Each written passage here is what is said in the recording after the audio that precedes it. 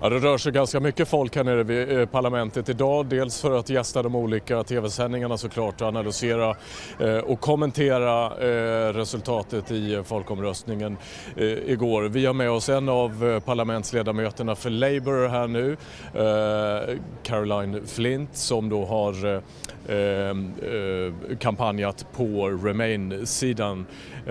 Very good to talk to you.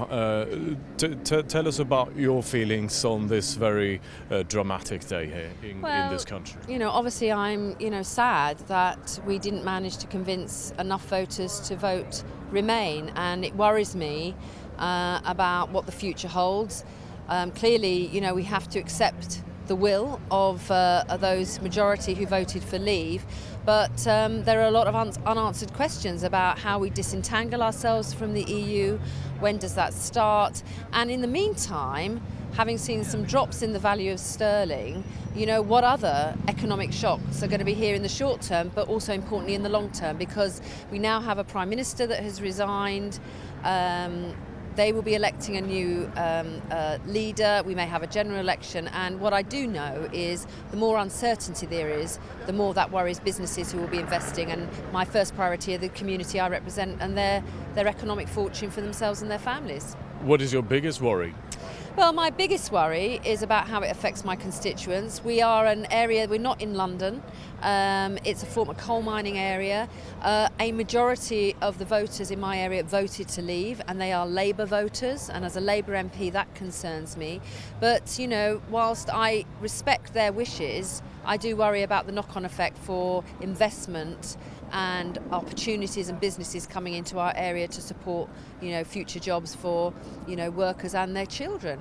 But at the same time, my other worry is for the Labour Party, because what we have seen in this election is a gap grow between Labour voters in metropolitan cities like London and those communities, small towns, provincial towns, outside of our big cities, and those Labour voters, traditional Labour voters, who felt we weren't listening to them about their concerns about immigration and its impact and pressure on jobs in low-wage, low-skill economies and on services like housing and schools and health. And that is a big worry for the Labour Party, because we've got to somehow find a better way to connect to those voters to get them back to seeing Labour as their friend. Your party has been criticised for not doing enough in this campaign. Do you think there is some truth in that? Yes, I do think there's truth in that. I think that Labour and I think Jeremy Corbyn was equivocal about support for the EU. Only a couple of weeks ago, when there were polls of Labour voters, half of them weren't sure what the Labour position was. We were up against a Leave campaign that was using red posters. It was using the style of our own campaign literature, and I think that was confusing for people. But also, I think we did fail to recognise the heartfelt concerns of traditional Labour voters in some of our smaller communities about the impact of change. These are people who don't feel globalisation has helped them. They're not part of the political elite or the business elite. And for them, they felt the debate was all about helping the better off. And they couldn't see where they were being listened to in that. And importantly, was this difficult issue about immigration. Look, I recognise the benefits that come from immigration, but they're not evenly shared. And actually, when you've got an area that has a number of jobs that are 0-hour contracts, low pay, low skill, that's where there's a lot of competition. And you don't even have to have a large number of migrants to have that impact. And that has created this gap in the public's mind about immigration, parts of the country thinking it's great, other parts, and clearly a majority, feeling not so. Would you even say that your party has failed in this campaign? Yeah, because we went into the campaign expecting 70 to 80% of Labour voters to support Remain, and we've only just about managed half. But how is it then? Not good enough. How is it possible? Because it has been known throughout this campaign, and ever since it was announced that it was going to be a referendum, that this was going to be a decision of a lifetime for some people. And how is it then possible that a party as the Labour Party, a well-established party, failed to do what it takes for them to win their voters' votes? I think I'd say a couple of things. I think firstly that and it's not just the Labour Party, I think for a long time in British politics we haven't done enough to find a straightforward way to communicate the benefits of being in the EU. And that's not saying it's perfect, but join the dots for people, have a story to tell about how they're better off in the EU. And interestingly, during this campaign, some of the media coverage about explaining the EU, I've thought to myself on a number of occasions, why haven't we had that conversation many years ago? And that means that the political classes, including in my own party, sometimes we have to force that discussion so that we are not criticised for, later on expecting people to think, oh, everything's great in a 6-week window. It's very hard. And for a number of years, we haven't had that debate, we haven't forced that discussion so we could air both grievances but also the good things about being part of the EU. And then we had this referendum campaign. To be honest, you could have had more and more facts about how we were better off on the economy. But the truth is, a large number of people in the UK felt that, actually, on the economy, yeah, you may be right, but let's take a risk. Because that wasn't really the big issue that was worrying it. It was their feelings about lack of control. It was their feelings about not being listened to about their concerns. And the EU became a vehicle for that.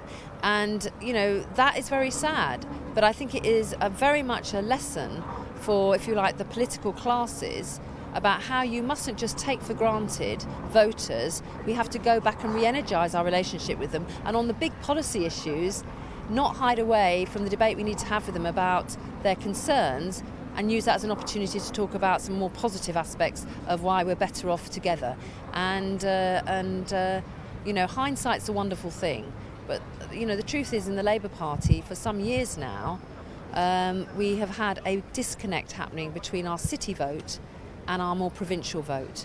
And that has paid us back big time in terms of this referendum. Do you think Jeremy Corbyn can still be party leader of the Labour Party after this? Well, leaders of parties have to, take responsibility. And what we need to have in the Labour Party right now is a proper discussion about why we failed to reach half our Labour voters and enthuse them to vote Remain. And what we need to hear from Jeremy is, does he understand the failure? Does he understand why those people feel disconnected from Labour's campaign to stay in? And what is he going to do about it? Because at the moment, we are not reaching huge sections of our membership that are going to be important to us come a general election or come council elections in the not too distant future.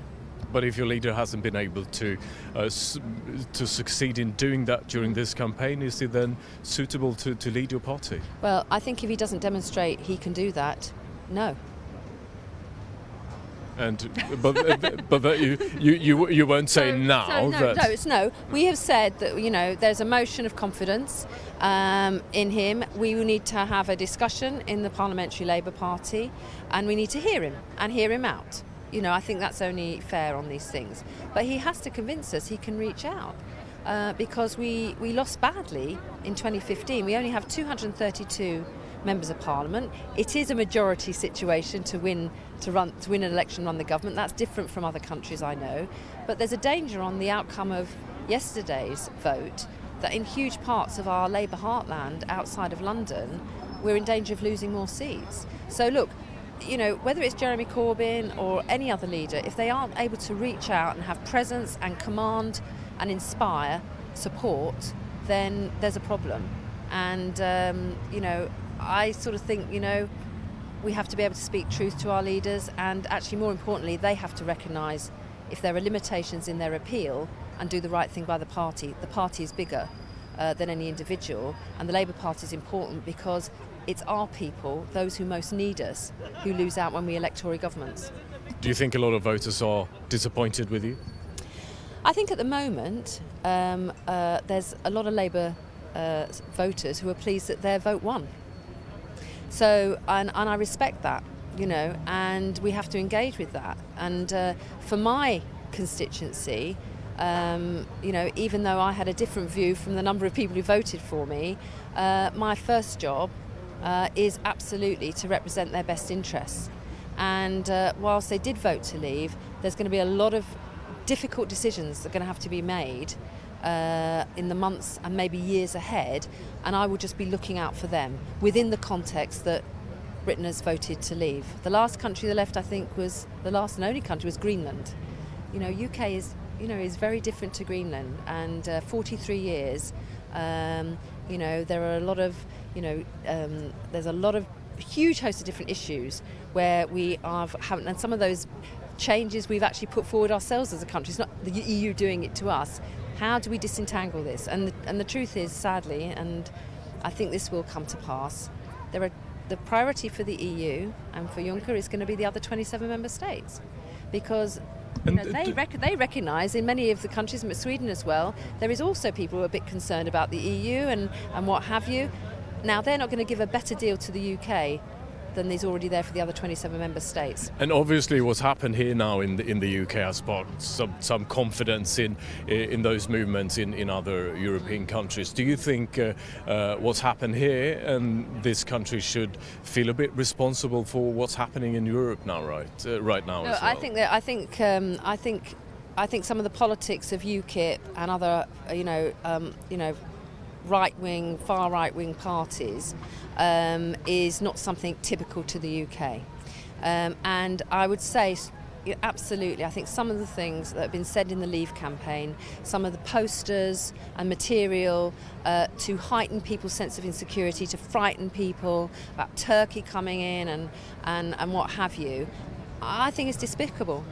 I think some of the things said about immigration have been despicable, but that cannot take away from that if we don't, those of us in the mainstream of politics, of progressive politics, if we don't listen to some of the concerns people have about the changes to the community, the way their community looks, the danger is they will move to parties that are to the right and an ugly type of politics, and it's responsibility on progressive parties like the Labour Party to make sure that we do engage with our voters, we do not let them feel abandoned, and we do not leave them vulnerable to those populist voices who, at the end of the day, it's easy to start a fire, it's a lot harder to put it out, and at the end of the day they're not really that interested in the economic fortunes and the jobs and opportunity of people in my constituency who've always been at the bottom of the heap compared to those at the top.